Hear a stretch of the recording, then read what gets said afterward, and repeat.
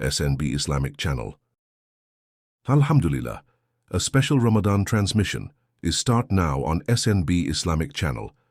In this blessed month, don't miss the inspiring and faith-strengthening speeches of Maulana Muhammad Hanif Awan on our channel. Stay connected with us too. Benefit from the blessings of Ramadan.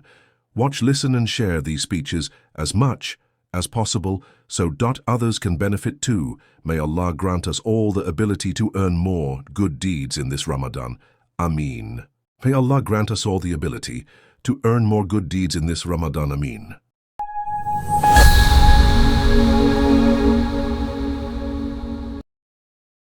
Bismillahirrahmanirrahim. آپ حضرات کے سامنے 25ویں پارے کا خلاصہ بیان کیا جائے گا۔ 24ویں پارے کے آخر میں اللہ کے عدل کامل کا بیان تھا، اللہ کے کامل انصاف کا تذکرہ تھا، جس کی وجہ سے قیامت کے دن کسی پر بھی ظلم نہیں ہوگا۔ اب 25ویں پارے کے شروع میں قیامت کے واقع ہونے کی تاریخ کا علم بیان کیا گیا کہ وہ صرف اور صرف اللہ کو ہے، اللہ کے علاوہ کسی کو بھی قیامت کے دن کا علم نہیں۔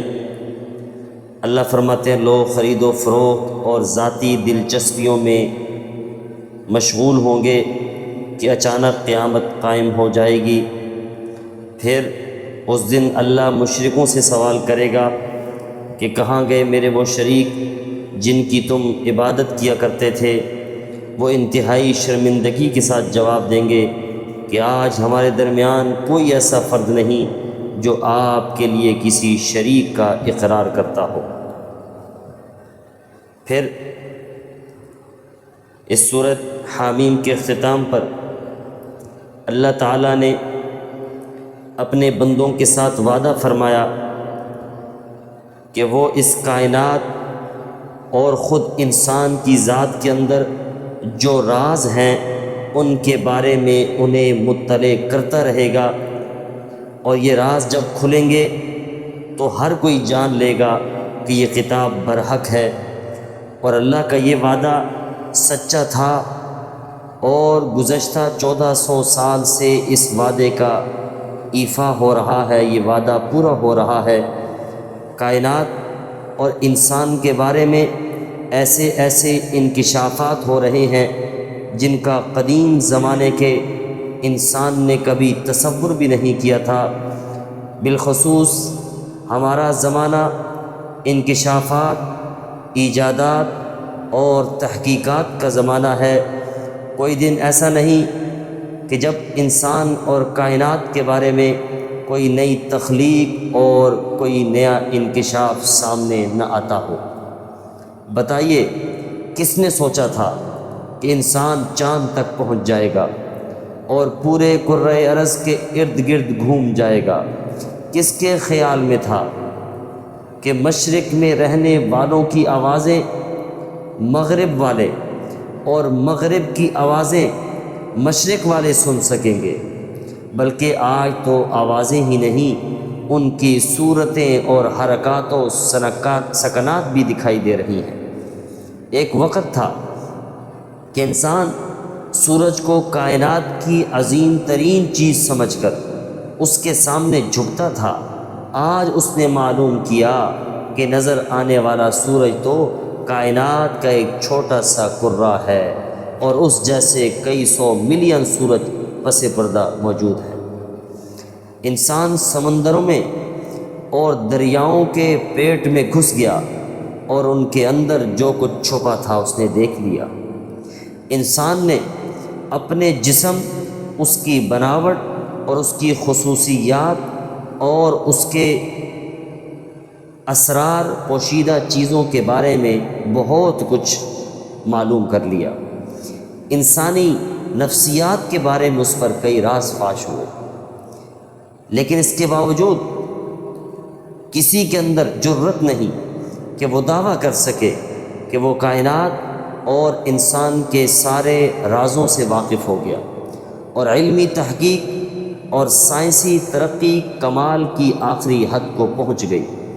علم و تحقیق کی اس تیز رفتاری کا کوئی بھی مذہبی کتاب قرآن کے سوا ساتھ نہیں دے سکتی، اور یہی بات قرآن کے دائمی معجزہ ہونے کو ثابت کرتی ہے۔ یاد رکھیے، موسیٰ علیہ السلام کی لاٹھی اور حضرت سلیمان علیہ السلام کے ہوائی تخت کی طرح یہ مادی معجزات نہیں ہیں، ان کا تعلق علمی معجزہ سے ہے اور علمی دور کے لیے نازل ہوا۔ انسان کا علم جتنی ترقی کرتا جائے گا اس پر قرآن کی صداقت اتنی ہی کھلتی چلی جائے گی۔ وہ وقت آ کر رہے گا جب ہر غیر متعصب صاحب علم کی گردن قرآن کے سامنے جھک جائے گی انشاءاللہ۔ آگے سورہ شورا ترتیب کے اعتبار سے 42 نمبر، نزول کے اعتبار سے 62 نمبر مکی صورت ہے۔ اس میں 53 آیات، 5 رکوع ہیں۔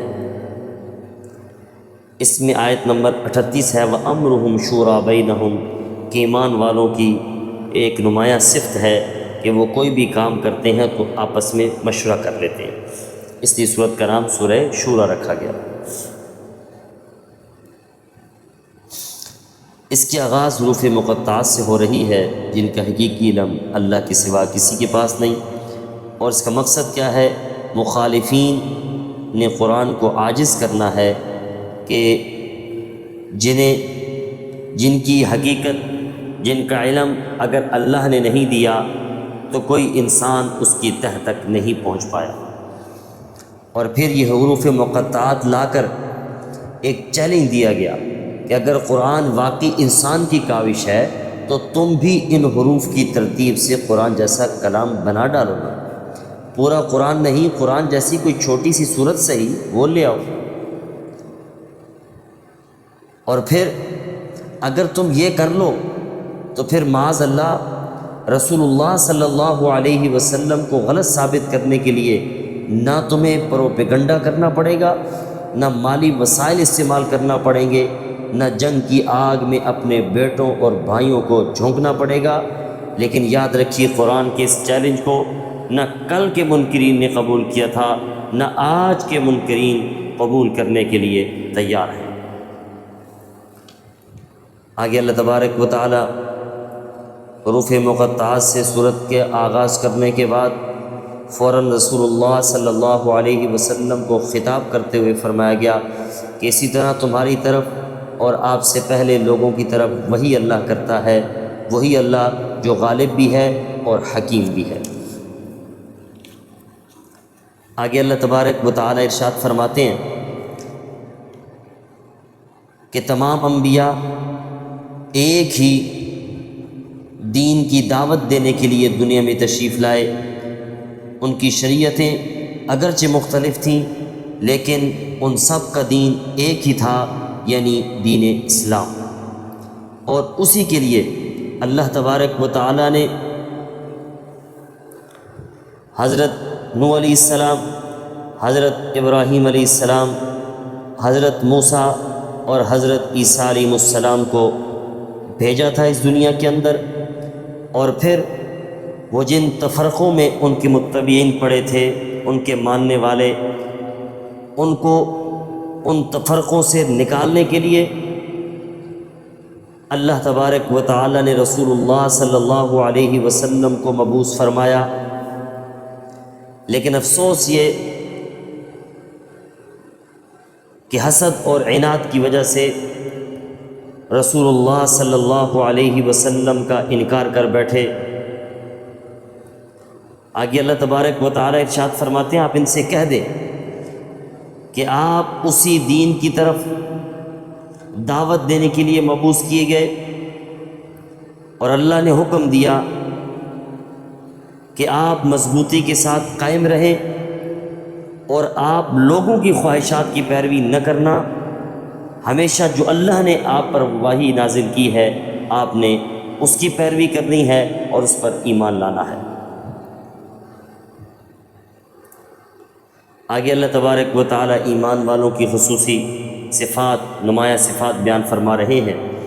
اللہ فرماتے ہیں ایمان والے اپنے رب پر بھروسہ کرتے ہیں بڑے بڑے گناہوں اور بے حیائی کے کاموں سے پرہیز کرتے ہیں، اور اگر غصہ آ جائے تو معاف کر دیتے ہیں، رب کی فرما برداری کرتے ہیں، نماز کی پابندی کرتے ہیں، اپنے کام باہمی مشورہ سے کرتے ہیں، اللہ کے دیے ہوئے مال سے اللہ کے راستے میں خرچ کرتے ہیں، اور اگر ان پر کوئی ظلم اور زیادتی کرے تو مناسب طریقے سے بدلہ لیتے ہیں۔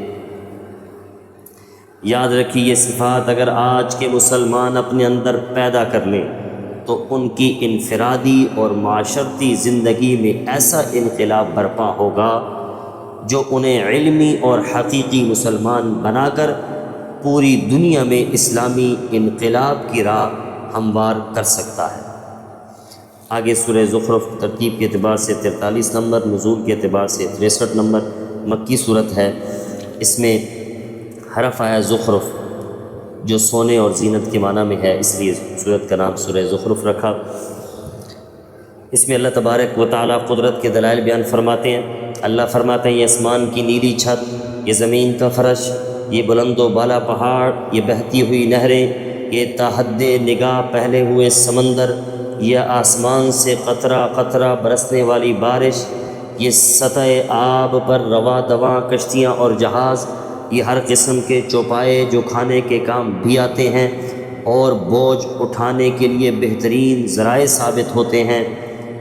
اللہ تبارک و تعالی ارشاد فرماتے ہیں یہ اللہ کی واضح قدرت کے دلائل ہیں، یہ اللہ تبارک و تعالی کی حکمت کی زندہ گواہ ہیں۔ ان کی گواہی شہری بھی سن سکتا ہے اور دیہاتی بھی، ان کی زبان عالم بھی سمجھ سکتا ہے اور جاہل بھی۔ یہ گواہ کل بھی موجود تھے اور آج بھی موجود ہے، ضرورت صرف اور صرف ان کانوں کی ہے جو حق کی گواہی سن سکیں، ان آنکھوں کی ضرورت ہے جو حقیقت کو دیکھ سکیں، ان دلوں کی ضرورت ہے جو حق کو قبول کر سکیں۔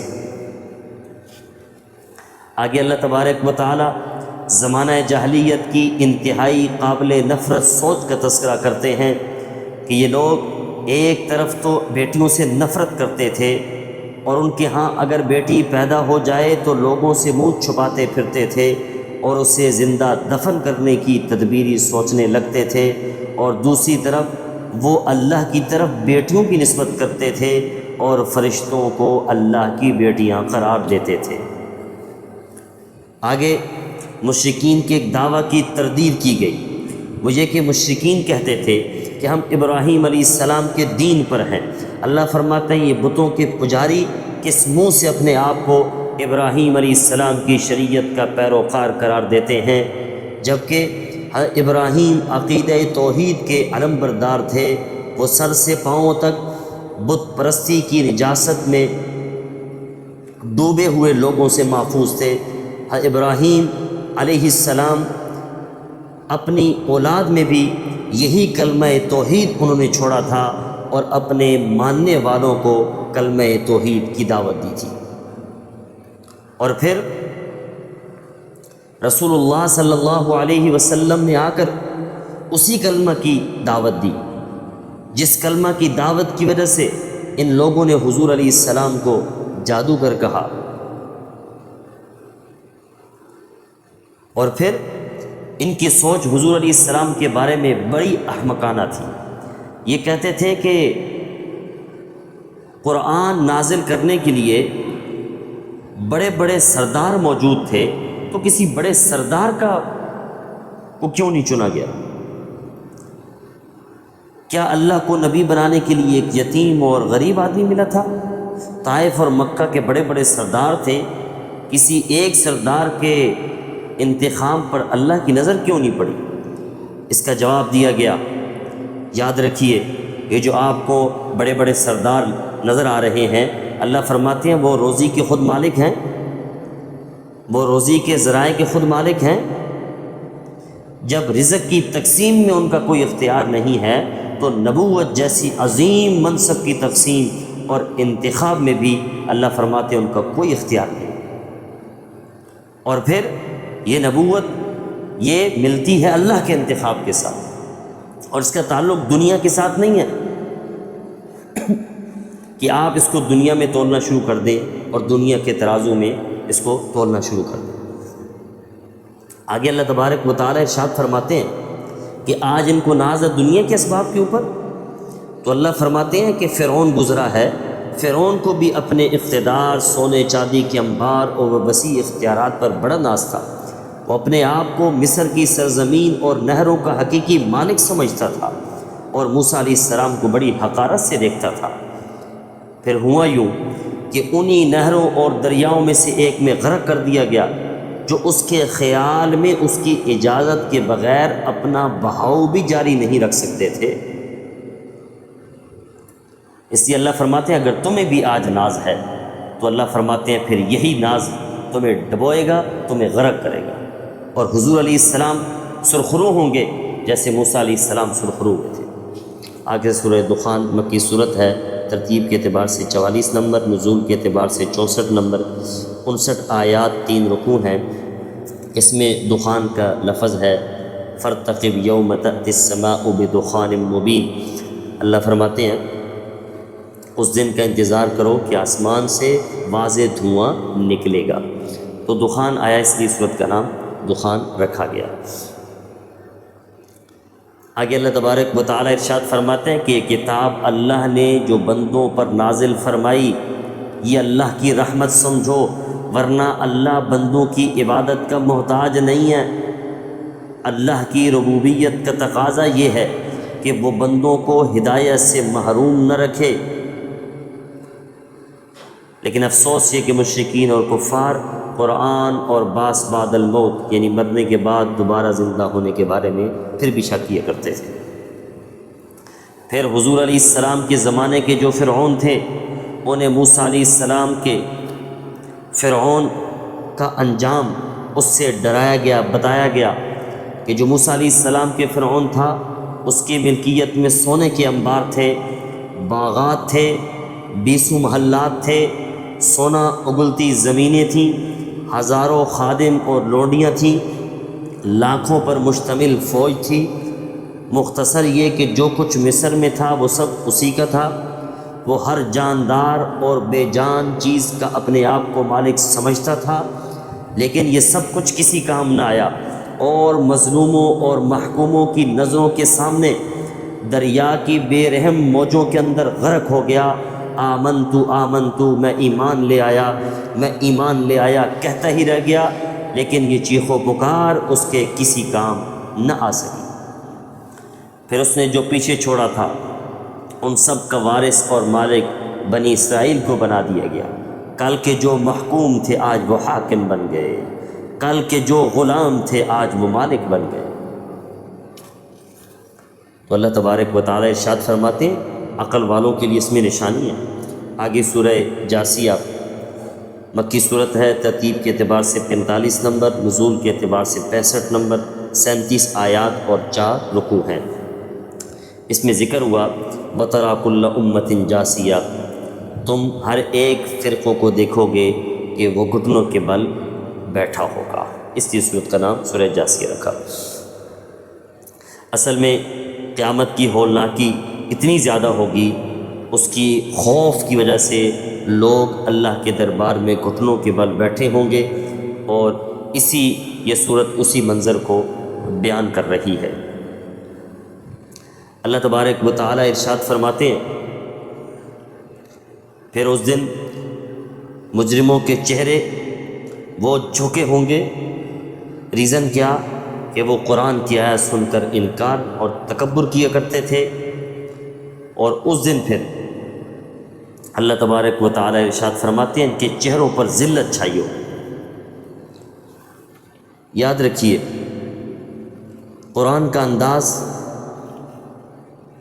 مختلف ہے، کہیں قرآن کا انداز حاکمانہ ہوتا ہے، کہیں قرآن کا انداز ناصحانہ نصیحت والا ہوتا ہے، کہیں خبر کا اسلوب ہوتا ہے، کہیں انشاء کا اسلوب ہوتا ہے، کہیں سوال و جواب کا اسلوب ہوتا ہے، اور کہیں یوں منظر کشی کی جاتی ہے کہ گویا قرآن پڑھنے والا اس دنیا میں قیامت کے واقعات کو اپنی آنکھوں سے دیکھ رہا ہے۔ اس صورت کے آخر میں بھی منظر کشی والا انداز اختیار کیا گیا، یوں محسوس ہوتا ہے کہ قیامت قائم ہو چکی، حشر کا میدان سج چکا ہے، لوگ خوف کے مارے گھٹنوں کے بل گرے ہوئے ہیں۔